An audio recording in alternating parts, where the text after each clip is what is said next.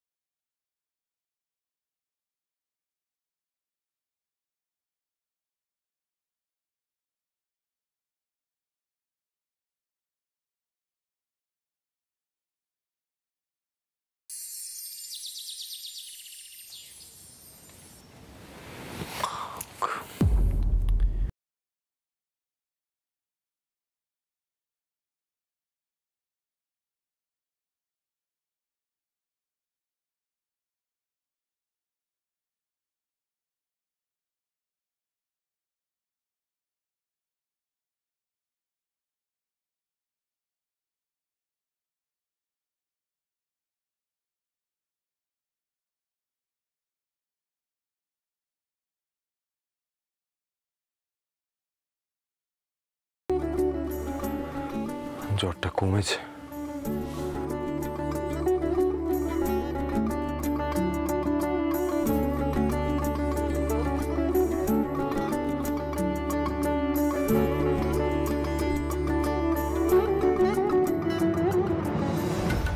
বাবা কত সকাল হয়ে গেল।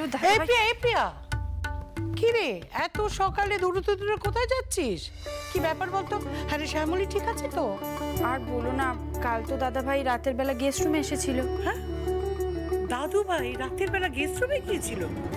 হ্যাঁ এসেছিল তো। আসলে ঠাম্মি আমার না চোখ লেগে যাচ্ছিল, তাই জন্য দাদা ভাই বললো তুই 2 ঘন্টা ঘুমো, আমি এখানে বসি। আর আমি 2 ঘন্টার বদলে 5 ঘন্টা ঘুমিয়ে এসেছি। নিশ্চয়ই দাদা ভাই এখনো শ্যামলীদিকে পাহারা দিচ্ছে না। শ্যামলীদি একা আছে, আমি একবার শ্যামলীদির কাছে ঘুরে আসি। ঠিক আছে? দাঁড়া, অত দৌড়ে দৌড়ে যেতে হবে না, চল আমিও তোর সঙ্গে যাচ্ছি। চল চল চল চল।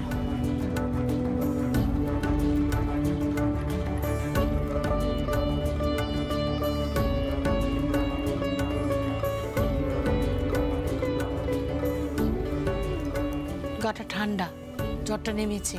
ডাক্তার বলেছিল না জ্বরটা কমে গেলে ভালো হয়ে যাবে।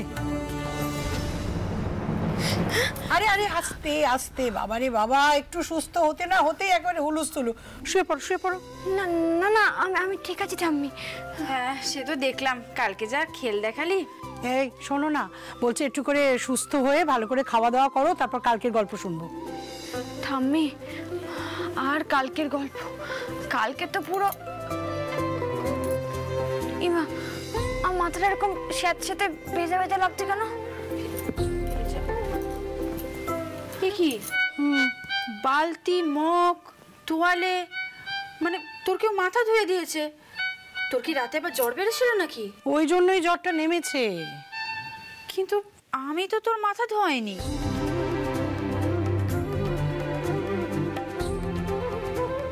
তাহলে কি দাদা ভাই?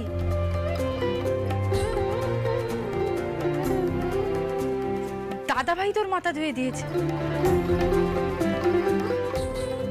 মাঝরাতে উঠে দেখতে এসেছে কেমন আছে, আমি তখনই বুঝেছিলাম।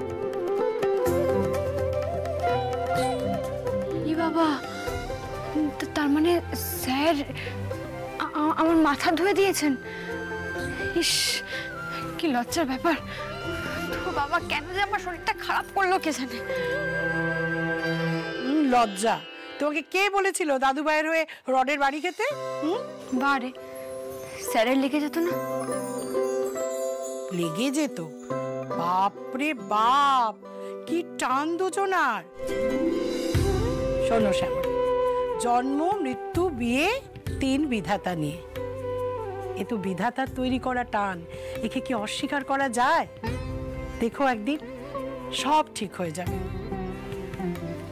আমি এত কিছু চাই না ঠাম্মি,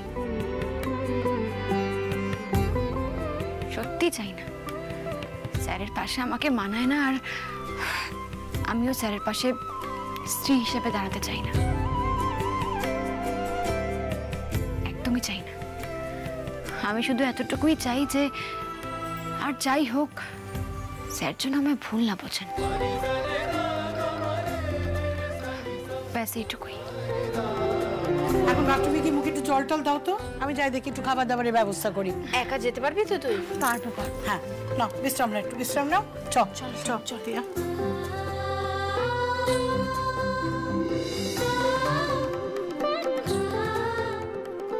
স্যার আমার জন্য সারা রাত জেগেছেন, আমার মাথা ধুয়ে দিয়েছেন। হে মহেশ্বর, এ তোমার কেমন লীলা। স্যার আমায় নিয়ে ভাবেন?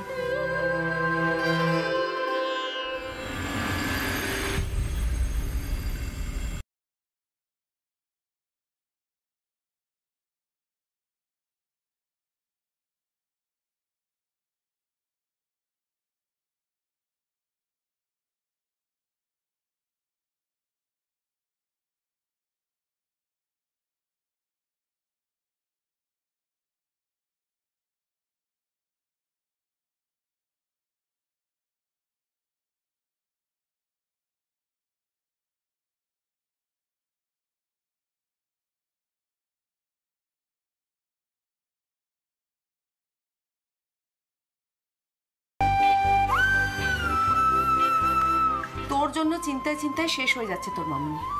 কখনো গুন্ডাদের সঙ্গে লড়তে যাচ্ছিস, কখনো বিদেশ চলে যাচ্ছিস। আচ্ছা, শ্যামলী এখন কেমন আছে? সকালে তো দেখলাম জ্বরটা নেই। এই ওষুধ দিয়েছিস? না, ওষুধ এখনো দিইনি, আগে কিছু খাক তারপরে ওষুধ দেবো। ঠিক আছে, খাবারটা দে তাহলে আমাকে। হ্যাঁ, এই দাঁড়া দাঁড়া দাঁড়া দাঁড়া, আমি দেখছি। ওই টুম্পা সোনালীকে বলে দেখছি ওর ঘরে কি খাবার আছে। কেন, কি হয়েছে? খাবারে কি প্রবলেম? না, ও তো আমাদের বাড়ির খাবার খাবে না। মানে তোমাকে বলেছে এটা? এত জেদ কিসের ওর, আমি তো বুঝতে পারছি না। মানে না দাদা ভাই, ও সেরকম কিছু বলেনি। তাহলে কিরকম কিছু বলেছে? এত জেদ ওনার আসে কোত্থেকে? আমি তো উনি কি প্রমাণ করতে চান? ওই ঘরে বসে ওই বাতাস আর মুড়ি খাবেন আর তারপরে দুর্বল হয়ে পড়বেন, আর তারপরে উনি সবাইকে বলবেন যে এই বাড়ির লোকজন ওনার টেক কেয়ার করে না। এইটা ওনার প্ল্যান। আমি খোঁচাচ্ছি আজকে, দাঁড়াও। আমার সব একদম সহ্য হয় না। কেউ একটা খাবারটা দিয়ে আসবে, তুই খেয়ে নে। আনি না না, আমি খাচ্ছি এসে মামনি, আমি তো দেখছি। আমার না এই সমস্ত জেদগুলো না একদম সহ্য করতে পারি না আমি। অনেক হয়েছে, আজকে একটা হেস্তনেস্ত করে তবে আমি ছাড়বো। অনেক হয়েছে।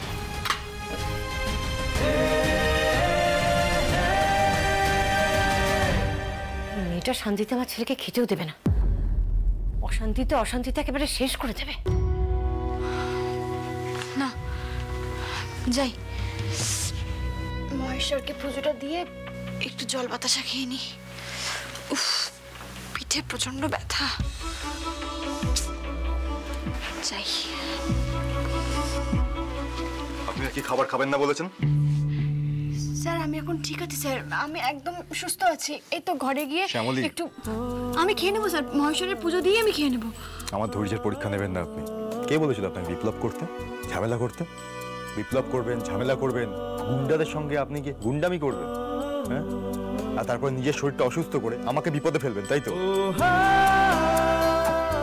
শ্যামলীর জন্য আপনার কোনো বিপদ বাড়বে না স্যার।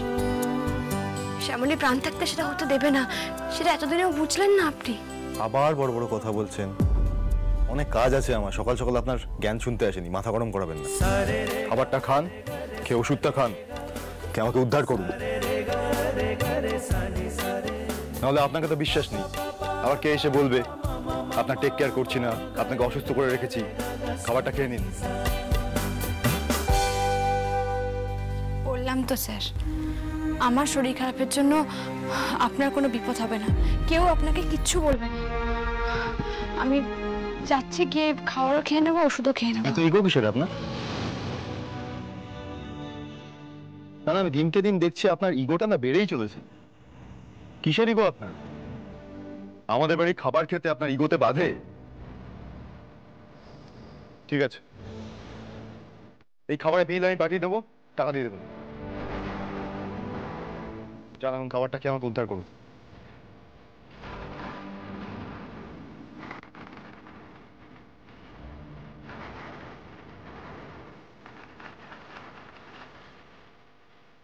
বসুন।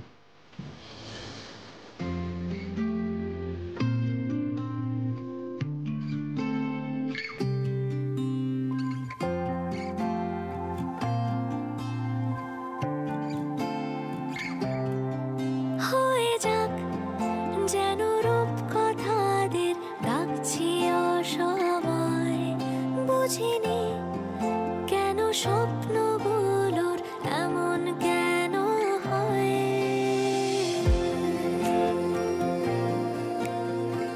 মহেশ্বর, কি করি মানুষটাকে নিয়ে? হয়ে যাক যেন রূপকথাদের ডাকছি অসময়, বুঝিনি কেন স্বপ্নগুলোর আর খাবো না, হয়ে গেছে। সে তুমি এত অল্প কথায় বুঝিয়েছো আমায়, সে তুমি জেলে অন্য আলো জ্বালিয়েছো আমায়। ছুঁয়ে দিলে আমার পেট ভরে গেছে।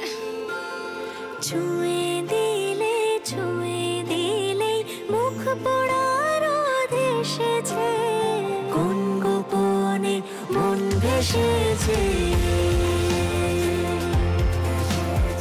কোন গোপনে মন ভেসেছে, কোন গোপনে মন ভেসেছে, কোন গোপনে মন ভেসেছে। হয়ে গেছে, শেষ। আমি এখন যাই।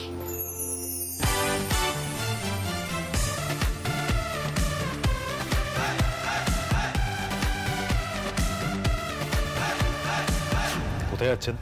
ঘরে যাব।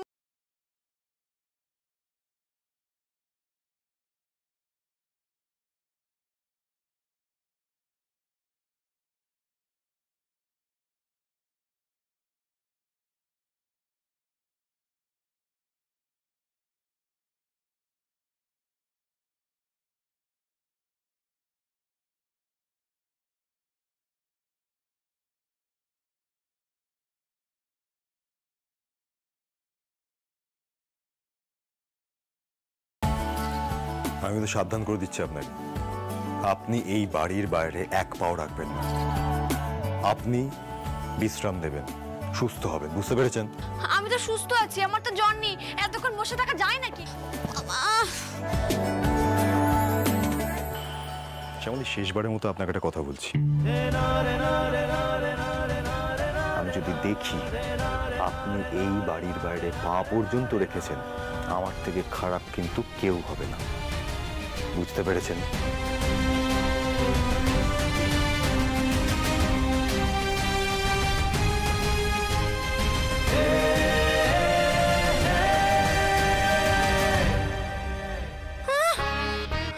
খালি আমার উপর চোটপাট।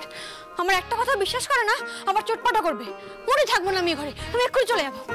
এই কোথায় যাচ্ছো? দাদা ভাই তোকে বললো না ঘরে থাকতে, তারপর আবার কোথায় যাচ্ছিস? বললেই হলো। আমি থাকবো না এখানে, আমিও কোয়ার্টারেই ঠিক আছি। আর তাছাড়া তোমাদের সাথে এক ছাদের তলায় থাকা উচিত নয় গোপিয়া। এই শ্যামলী, আমি কিন্তু এবার খুব বকবো। আমি সব সময় তোমার পাশে থেকেছি।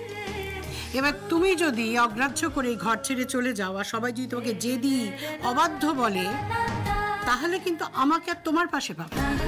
একদম ঠিক বলেছে ঠাম্মি। এত ঠিক বেঠিকের কি আছে রে? তুই এই বাড়ির বউ, তুই এই বাড়িতেই থাকবি, ব্যাস। বউ বউ বলে মানছেটাকে শুনি, দেখলে তো কেমন ধমক ধমক দিয়ে চলে গেল। লোকে যদি কিছু বলে সেই ভয় এগুলো করছে। আর আমি চাই না পিয়া দিদি কেউ মনের বিরুদ্ধে গিয়ে জোর করে কিছু করুক, আমি একদম চাই না ঠাম্মি। তুমি শুধু ধমকটাই দেখলে, মনের উচ্চাটনটা দেখলে না? মাঝরাত্রিরে উঠে এসেছে, তোমাকে মাথা ধুইয়ে দিয়েছে, নিজের হাতে তোমাকে খাইয়ে দিয়েছে।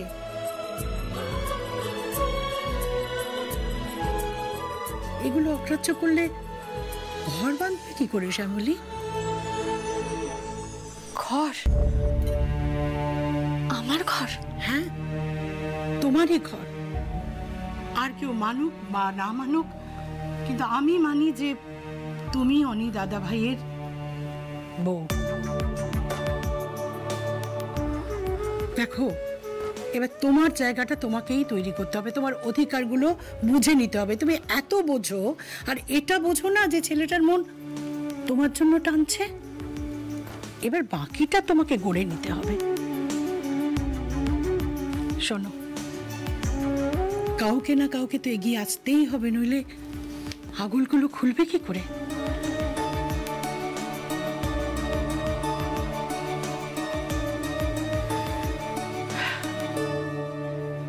তুই যেভাবে বারবার বিপদের সময় আমাদের পাশে এসে দাঁড়িয়েছিস, জোড়া বাড়ির প্রত্যেকের তোকে প্রয়োজন। তাই তুই এখন কোথাও যাবি না, এখানে চুপচাপ শুয়ে থাকবি, শুয়ে শুয়ে গান শুনবি। আমি আসছি, ঠিক আছে? কিছু দরকার হলে বলিস।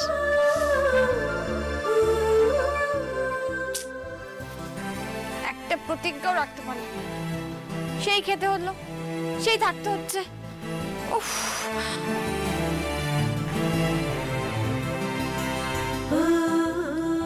মহেশ্বর, ঠাম্মি যেটা বললো সেটা কি সত্যি কথা বললো? আমার জন্য স্যারের মনে জায়গা আছে? এই মামা, আমি এসব কি ভাবছি, কেন ভাবছি? এই মহেশ্বর, আমাকে মাফ করো, মহেশ্বর মাফ করো, আমাকে মাফ করো। আমি আর কখনো এসব ভাববো না, কখনো এসব ভাববো না। মাফ করো আমায়, মাফ করো। তোর বাবা এইভাবে বসে থাকা যায় নাকি? মহেশ্বরকে এখনো স্নান করাইনি, পুজো দিইনি, আর এখানে বসে আছি আমি। ঘর থেকে বেরোতেও পাচ্ছি না, বেরোলেই স্যার বকাবকি করছেন। আমার স্যারের কথা শুনে পিয়া দিদি, ঠাম্মি সবাই বলছে এই ঘরেই থাকতে। কি করবো আমি এবার? আমি না একবার স্যারের চোখ এড়িয়ে গুটি গুটি পায়ে ওই ঘরের দিকে যাই, গিয়ে একটু দেখে শুনে আসি।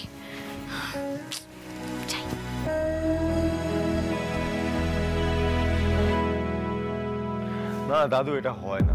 আমার কথাটা একটু বোঝো, আমি ব্যবসাটা সম্পর্কে কিছু জানি না, আমার কোনো আইডিয়া পর্যন্ত নেই, আমি কি করব? স্যার এখানেই আছেন, আমি তো তাহলে ওইদিকে যেতে পারবো না, একটু বরং দাঁড়িয়েই যাই। তোমারই তো সব দেখাশোনা করার কথা ছিল। আমি না হয় ভাগ্যের ফেরে তোমাকে দূরে সরে যেতে হয়েছিল, কিন্তু কিঞ্জল দাদুভাই যখন এখন গ্রেট বেঙ্গলের কাছে থাকতে পারছে না, সেই দায়িত্ব তো তোমাকেই কাঁধে তুলে নিতে হবে। আমি কেন? আমি বলছি মানে অরু, তৃষা, ওরা তো মানে এতদিন ধরে একা হাতে পুরোটা সামলাচ্ছে, আর যথেষ্ট ঠিকঠাক করে তো সামলাচ্ছে, মানে একদম। আহা, আমরা তো সামলাতে পারছে না তা বলছি না, সামলাচ্ছে ঠিকই, কিন্তু সবসময় তো পেরে উঠছে না। এই তো সেদিন বিয়ে বাড়িতে কি হলো বলো? ওইটুকু মিস আপ হতেই পারে দাদু, এটা না। দেখো, কিঞ্জল দাদুভাইয়ের অভাবটা অত সহজে পূরণ করা যাবে না। ওরা চেষ্টা করছে, প্রাণ দিয়ে চেষ্টা করছে, কিন্তু আরেকটা কাঁধ হলে ভালো হয় অনি দাদুভাই। একদম ঠিক, একদম ঠিক। স্যার আসুক ব্যবসায়, এই দুটো মানুষকে সত্যি আমার একদম ভরসা হয় না। আর তাছাড়া বাড়ির বড় ছেলে বাড়ির ব্যবসার হাল ধরবে নাই বা কেন? দেখো, আমি একটা কথা বলি, মানে দাদু, ঠাম্মি তোমাকেও বলছি, অরু আর তৃষা এতদিন ধরে কিঞ্জল চলে যাওয়ার পরে একা হাতে সবটা সামলাচ্ছে। আজকে তোমরা ওদের সামনে আমাকে বলছো এটা দেখাশোনা করতে, মানে ওদের কেমন লাগে বলো তো? এটা ঠিক হচ্ছে না বোধহয়। অনি, এসব তুই কি বলছিস? আরে না না না না, তুই শোন, দেখ, বড় দাদা সঙ্গে থাকলে তো আমাদের মনের জোরই পারবে। হ্যাঁ, তাছাড়া একটা কথা বলতো, আমাদের মধ্যে সব হিংসিমি আবার কবে ছিল? সেই তো দাদা ভাই, তুমি আমাদের সাথে থাকলে আমাদের বিশাল বড় সাপোর্ট হবে।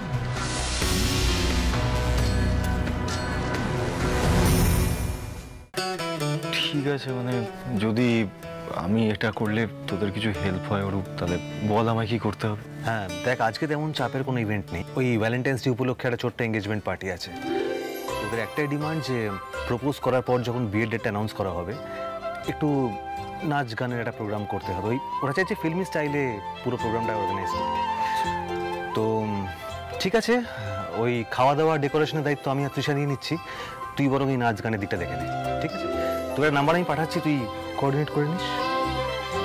ঠিক আছে, যদি এইটুকু করলে তোদের একটু হেল্প হয় তাহলে করছি আমি। এই তো জোড়াবাড়ির বড় নাতির মতো কথা। কংগ্রাচুলেশনস অনি, গ্রেট বেঙ্গল এটা তোমার প্রথম কাজ, খুব ভালো করে করো। হ্যাঁ হ্যাঁ, সব দিকটাও ভালো করে দেখবে। দেখো, অনি দাদু ভাইয়ের হাতে পড়ে গ্রেট বেঙ্গল আরো খোলতাই হবে, তোমরা মিলিয়ে নিও। আচ্ছা ঠিক আছে, তোমরা এত কিছু এক্সপেক্ট করছো আমার থেকে, এবার তো আমারই ভয় লাগছে। আমি জানি না আমি তোমাদের এত এক্সপেকটেশন ফুলফিল করতে পারবো কিনা। ঠিক আছে, আমি একটা কাজ করছি ওরু, আমি তাহলে আগে অফিসে যাই, বুঝলি? অফিসে গিয়ে দাদু আমি নিজের মতো করে ব্যাপারটা বুঝি, তারপরে আমি দেখছি, আমি মামনিকেও একবার জানাবো। হ্যাঁ ওরু, আমাকে নাম্বারটা দিয়ে আমি একবার ফোন করে দেখছি। হ্যাঁ আমি তোকে পাঠাচ্ছি, তুই যা, আমি আসছি। চলো চলো, তোমরাও ঘরে চলো, ওষুধ খেতে হবে, নয়তো এই উপলক্ষে একবারে হুজ্জুতি শুরু করে দেবে। চলো ঘরে চলো।